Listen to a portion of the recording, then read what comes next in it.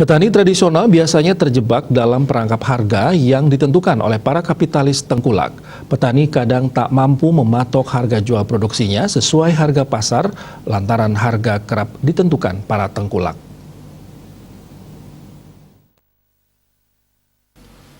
Founder Petani Muda Keren PMK Bali Agung Weda menuturkan kadang komitmen para petani ini juga goyah tergiur dengan bergantung pada harga tertinggi pengepul, tetapi tidak ada keberlanjutan yang mengikat secara emosional yang menjamin kestabilan harga.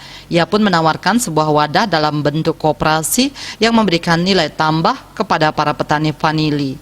Koperasi membeli vanili petani yang masih mentah melalui kelompok untuk diproses menjadi vanili kering. Hasil penjualan dari vanili kering ini dikembalikan lagi sekian persennya ke petani.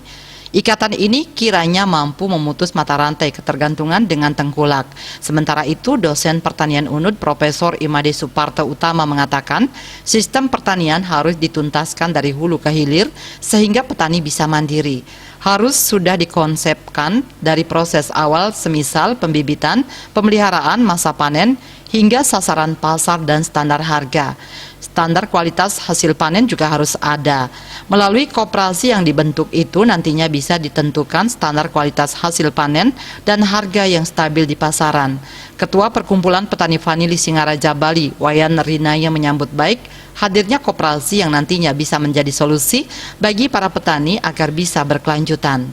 Robin Denpos melaporkan.